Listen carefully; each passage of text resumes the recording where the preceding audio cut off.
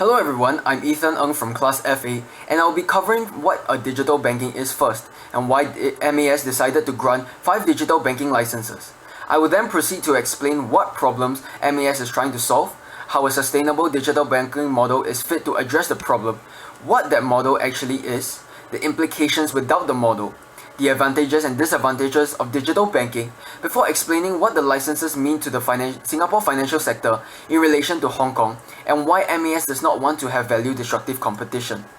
I'll be explaining my points after research from different websites and news articles such as Today Online and MAS website, and will be providing examples to support my claims as well. So, let's begin. So recently, MAS came to the decision to grant 5 digital banking licenses to potential applicants. But before we go into the details of that, we must first understand what digital banking is. Digital banking is when financial services are provided online over the internet without the need of a physical banking branch. These banks embrace fintech to provide financial services to their customers and undergo a complete digital transformation from the front to the back for both their customers and employees. An example would be neobanks who do not have a financial license but work with other financial institutions to provide bank license services. So, what does this decision entail? First of all, according to MAS, they stated the reason for granting the licenses is to ensure that the banking industry remains vibrant, resilient, and competitive while adding diversity to the banking system. This can also allow for collaborations between commercial and digital banks. With the license, 2 banks can become digital full banks while 3 banks can become digital wholesale banks. It could also be a reaction to Hong Kong releasing its 8 digital banking licenses as Singapore and Hong Kong challenges each other for the role of Asia's fintech center. MAS has also decided that when digital banks enter the market, they will first be restricted digital banks with deposit caps, where the bank can only accept individuals' deposit capped at $75,000 and aggregate deposits capped at $50 million. The bank will also only be allowed to offer simple investment and credit products and not complex financial instruments such as structured notes. But with such restrictions to their activities, they have a lower minimum payout capital of $15 million. In time, after meeting all the relevant milestones and assessed to provide no concerns, the digital full bank will not be restricted anymore and can be a full functioning digital bank with payout capital of $1.5 billion. However, MAS also wants to solve certain problems as well, such as the lack of competition. By introducing tech companies into the banking scene, it will provide incumbent banks such as DBS and OCBC the competition to improve their online financial services, rather than remaining complacent with their market dominance and run the risk of their margin shrinking in the long run. Another would be to serve the underbanked segments. The current incumbent banks are unwilling to serve the underbanked segments because of the high credit risk and low profitability, and the potential inaccessibility to banks some people may experience cause the underbanked segments to be that way. To solve the high credit risk issue, digital banks have technology such as API to tap onto their data to make better decisions and understand the amount of risk they are willing to take. To solve the potential inaccessibility, digital banks do not have a physical branch as they operate online. Due to the lower overhead costs and operating expenses, these banks can provide higher interest rates to their customers for their deposits with personalized services which are cheaper as well, which solves the issue of inaccessibility to banks. MAS will also allow applicants to make a case to them as to why they deserve the license and then assess their value proposition in terms of meeting unbanked needs. Digital full banks will cater to retail customers, while digital wholesale banks will cater to SME and medium-sized enterprises and other non-retail segments according to Today Online. MAS has also done its part in trying to solve the problems. It stated that the organization or its parent company that applies for the digital banking license must demonstrate a sustainable digital banking model. Why would banks need to show that they have a sustainable digital banking model? Well, having a sustainable digital banking model would be very suitable in solving the issue of lack of competition due to them being appealing to customers, and since it is sustainable, they will have practices that are profitable as well, which allows them to continue expanding and growing for years to come. In looking at the digital banks, if they expand to the size of a DBS and OCBC for example, not only will the digital banks have a following due to them catering to the underbanked when the incumbent banks were not catering to them, more and more people will be curious about the rising digital banks and may want to try it out as well. This will continue to allow digital banks to continue expanding and could provide incumbent banks the motivation and competition required to improve on their innovation and products and services digitally to allow themselves to try and retain their market dominance within Singapore, and thus improving the banking sector within Singapore. In terms of the underbanked issue, with the banks being able to continue for years to come, the underbanked segments will not have to worry about not having a bank to go to and can grow with the digital bank in the future. So now you must be wondering, what exactly does sustainable digital banking business model mean? According to IBM, a bank with a sustainable digital banking model will be able to optimize its customer interactions, process, products and data around digital technology, which makes them very appealing to customers on the front end and digitally efficient on the back end. This is done by excelling at providing digital channels and engaging customers personally when needed. These banks use these to lower the cost of serving and improve their higher touch services. An example from IBM is USAA that does not have physical financial branches but gives banking advice to customers in financial centers.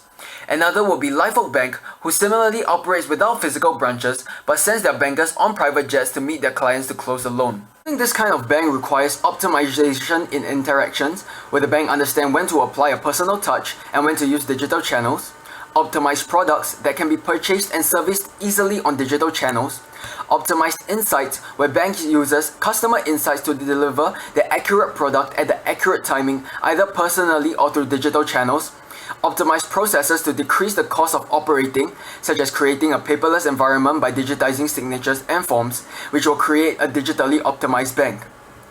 However, there are implications if a bank does not have such a model. Without it, banks could engage in practices that are considered unsustainable, and examples include the universal banking model in that it requires the bank to manufacture and distribute all of its products, which is unsustainable, or the banks investing in an industry that leaves them vulnerable and exposed to risks in the next 15 years. Furthermore, since clients would judge a bank based on how sustainable it is, if the bank does not have a sustainable digital banking model, customers will be less trusting towards the banks, which decreases the bank's customer acquisition rate. This could see a lower in their profit margins and thus causing them to shut down in the long run if they experience net losses. Hearing about what digital banking is, we should now look at the pros and cons of digital banking to both the banks and their clients. For banks turning digital, the advantage is that they can lower their operating costs through fewer errors and lesser physical branches, with lesser staff required because of it. This could cut costs of between 20 to 40%, which increases profits for banks. The disadvantage, however, is in the cyber attacks, which is one of the greatest problems that they face because of the large number of data they hold for each individual.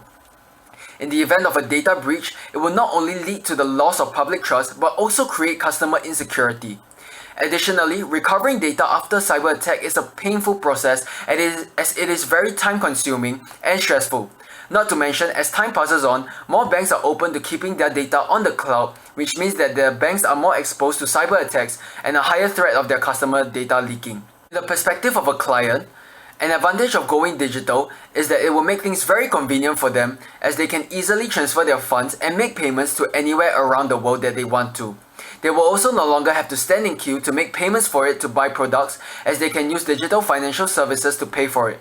However, a disadvantage is that security is a major risk, as unauthorized transactions may occur, especially when people on the internet manage to hack into a customer's personal account and use it to buy items for their own self-use. Now that we know everything that we need to know about digital banking, we should take note of how the issuance is going to affect the financial sector.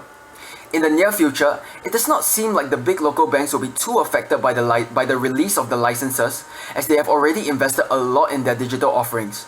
However, more jobs will be opened up through the opening of the new digital banks, which improves the financial ecosystem by accepting new talents. This will also reduce the number of jobless people around, improving Singapore's economy as a whole, and while serving the underbanked segments as well, through MAS's expectations. In relation to Hong Kong released 8 digital banking licenses as well, and according to HKMA's Chief Executive Norman Chan Teck Lam, the launch of virtual banks in Hong Kong, a key component of the Smart Banking Initiative, will certainly facilitate financial innovation, enhance customer experience, and financial inclusion. The words financial innovation and enhanced customer experience tells me that the license was released as motivation for the local banks in Hong Kong, such as HSBC and Standard Chartered, to improve their digital offerings, while financial inclusion means that HKMA wants these digital banks to be able to cater to all people in Hong Kong, including the underbanked and the unbanked segments of Hong Kong. For both countries to serve these segments, it would improve equality and welfare while promoting economic growth.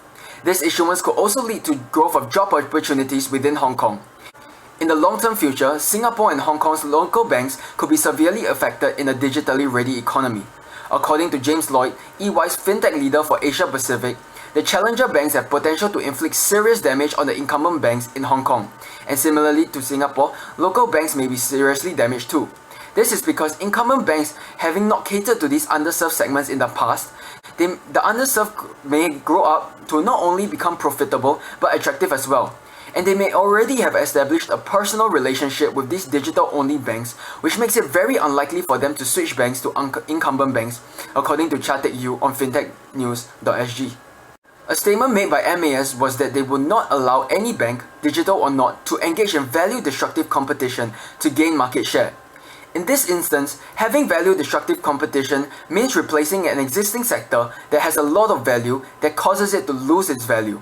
An example would be introducing a disruptive banking model into the financial industry that can reduce the market share of local banks, causing the industry to lose its value. A good example would be the taxi industry, where Uber and Grab entered the industry and the ride-hailing part of the business lost its value in the industry. If a bank gains market share through value-destructive competition, it could potentially compromise the anchoring positions of the local banks such as DBS and OCBC, who all own significant market shares, which can cause systematic risks. Without these anchors, Singapore could find themselves vulnerable, as emerging countries which open their banks, for example, without local anchors, have now found themselves very vulnerable to these kinds of risks. Furthermore, these anchors are necessary as they are able to look at the big picture. This allows their interests to be in line with that of the economy, as they are also well regulated and diligently supervised, according to the MAS chairman.